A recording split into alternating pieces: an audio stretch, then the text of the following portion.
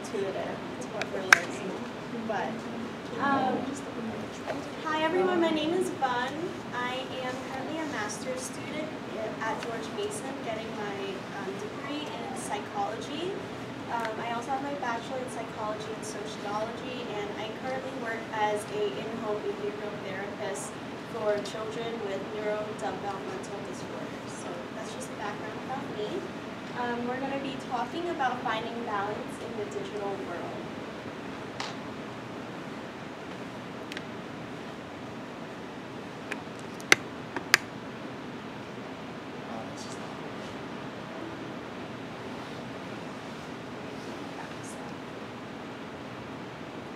So I want to start off asking all of you to think about your happiest memory.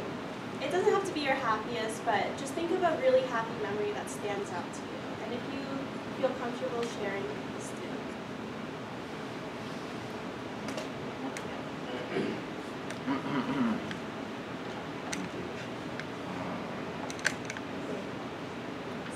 So for me, it was going to Hershey Parks in middle school with my friends for like an orchestra trip. That's so fun.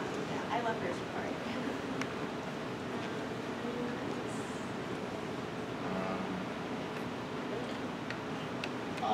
Finishing my first marathon.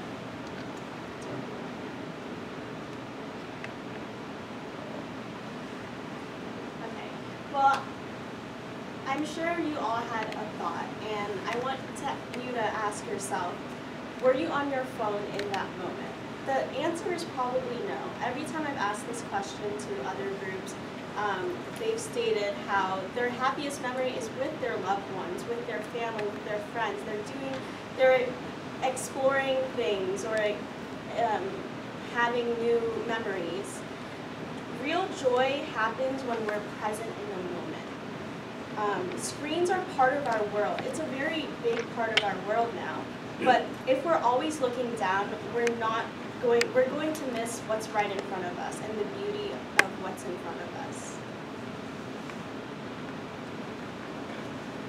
So before I really get into my presentation, I want to really emphasize how much of a privilege it is that we have access to technology. We have our parents to thank. I'm sure most of our parents are immigrants, or they immigrated here from Vietnam. They escaped a war, and they came here to give us better opportunities and access to technology that a lot of kids do not have around the world. Technology gives us so much. It gives us knowledge and connection and creativity, but it can really suck us in and waste our time or make our self-worth go down.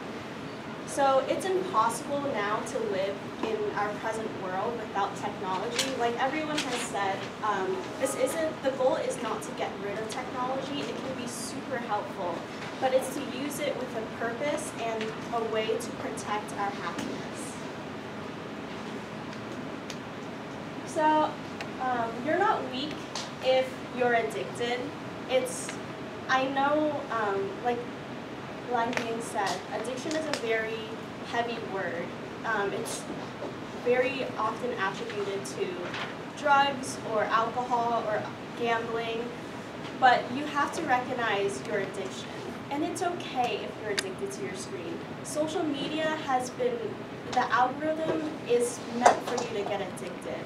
Like Ji Sung-Yang said, likes and comments and all that, it releases dopamine, which is your brain's reward system. So it makes sense why you're addicted, and there's nothing to be ashamed of.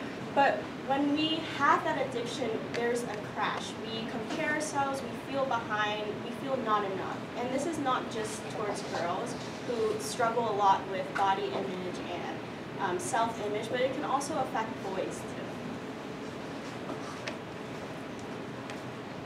So I wanted to ask you guys, how has social media negatively impacted you personally or someone that you know in your life? Anyone wants to share? Yes. Ever since I got Instagram, I've been more jealous about what people do about their lives. Yeah. And just using like social media in general, I just had less time to do homework, which kind of had a decrease in my academic performance, which is not good. Yeah. It's so good that you recognize that. I usually about what Gen Alpha does makes, in all their antics on TikTok, makes me hate the younger generations. Yes. Yeah. It's definitely getting bad. Hopefully, just a vocal minority. Yeah. They're just Like not that sound. stupid. Hopefully there's not- On social media is very competitive. So when you see other people kind of what they're doing and you're careless of something, it makes you think that you're not doing something. I don't know if it's just me.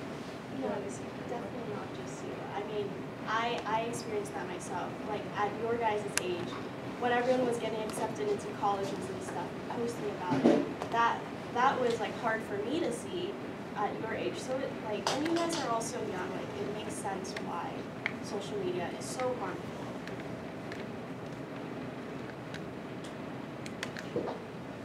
So the slide is about the dark side of social media, and it's important that we talk about it honestly.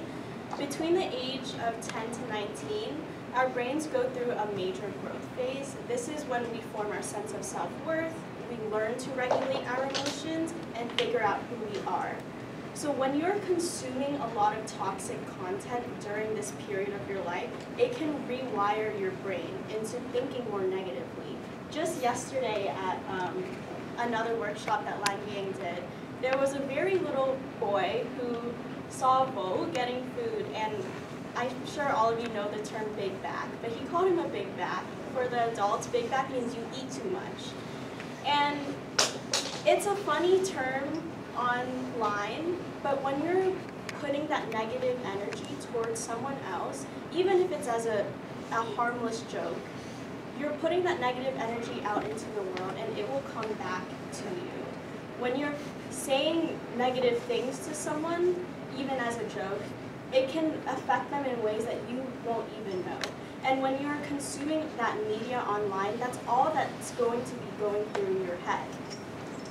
So it can make us feel insecure and aggressive or ashamed. With statistically recently, there has been a rise of violence against young adolescent girls due to other adolescent boys because of the violence that they are seeing online. This is a really scary thing to know. And I'm sure all of you have women in your life that would be affected by that, and you wouldn't want that to happen to them. So social media can really put pressure on boys to be tough or compare themselves or never show emotions or chase a certain material status. While girls, it can be the same, while also you feel like you're not measuring up to girls online. Or, and all of this can lead to disrespect towards yourself and others. But the good news is that we can stop this cycle. We can help one another. Call out disrespectful jokes, even if it's harmless. Don't let harmful things happen in front of you. Don't repost harmful content even if it's viral. Respect people's boundaries online. If someone doesn't like a photo of themselves and they tell you, take it down. Even if you think it's funny, that's not funny. And help younger generations understand what's actually okay. We all play a role in building an online world where everyone feels safe and human and valid. So you're in charge of what you see. You do not owe anyone your mental health, whether it's influencers or even your friends. If you see something that makes you anxious or insecure or jealous or triggered, unfollow them, block them, mute them. It's okay. If you need to have that conversation with your friend, communicate with them that, oh, what you're posting online is hurting my mental health. That doesn't mean I don't love you or care for you. It's just not good for me. Try to do a social media cleanse. Go through your feed and ask yourself, does this content uplift me? Does it make me feel happier? Does it teach me something? If not, let it go. Protect your own peace. Something that helps me are social media breaks, like deleting an app, like Yang said. Even if it's just for a day or an hour, those very small changes will help you in the long run. You're building that resilience against your addiction. Yeah, it will really help your peace of mind. So this slide is about being intentional with how we use our phones. Obviously, like we all said, we don't want to get rid of our phones. It's a privilege to have them. But let's use it in productive ways. So first of all, be okay with being bored. Boredom is not failure, and boredom does not mean that you're lonely or that you don't have friends. It actually gives your brain some space to think and reflect or even get creative. You don't always have to fill silence with scrolling or with music, like Bo said. Try creating phone-free zones in your life, whether it's with your parents, when you know you're going to be with your parents, or with a friend. Make that active decision to put your phone away and be present with the people in your life. You'll notice that you'll have much deeper conversations and connection when you're not distracted by notifications in your phone. Another way to be intentional is choosing apps that actually benefit you, like Pinterest for inspiration or Duolingo to learn new languages. You can even download like Pokemon Go, which will get you outside and walking. Even if you're looking down on your phone, at least you're outside. Or use YouTube to listen to podcasts or learn new things. And finally, create a reward system for yourself. I work with 2 kids with autism, and we do a reward system where they do certain tasks before, at the end of session I have with them, they get 15 minutes of Roblox or whatever. If these kids can do it, so can you. Finish just 2 to 3 tasks. Really give yourself the chance to prove that you can have your screen. And when you work for it, it will feel more rewarding. You can also join something that lifts you up. If this presentation resonates with you, I'm co-facilitating an online program called Right to Be Youth with the National Asian American Mental Health Association. And it's all about building confidence, community, and real-world skills. And it handles things like online pressure and harassment. You will get to connect with youth all around the country that are Asian American. I think even if you don't take up this opportunity, also the QR code is the interest form. Literally no pressure. It's not supposed to be a lecture or anything. It's just for you to connect with youth around the world, or not the world, the country, and learn new things, because discussion is how you learn the most. But even if you're not interested in something like this, you can use technology to find programs that align with what you like and what you want to pursue. Use technology to better yourself, better your future, better your goals.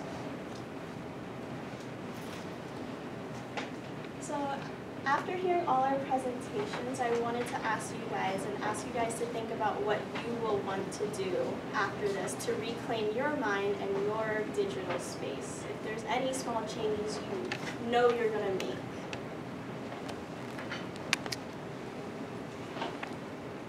I'll just do like a digital detox for like after 24 hours. That's a good idea.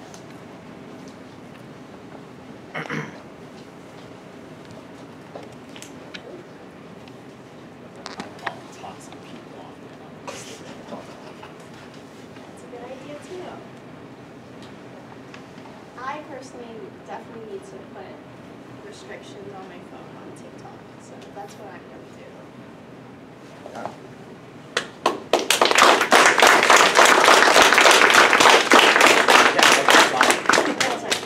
You want to talk about it?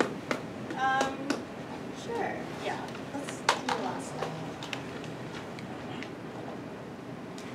I just wanted to connect everything back to screen addiction. The first key is to be aware of it. Don't be ashamed. And then be intentional about how you use your screen and when you use it. Pause and ask yourself if scrolling on your phone right now is something that you actually need, or if you're just doing it because you're bored or anxious. And by doing all this, you're going to reclaim your own energy and your time.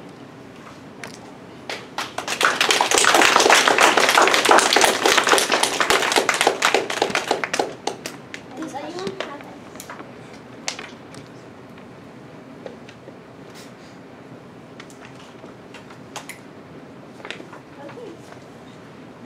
So we're gonna move on. So we're gonna start doing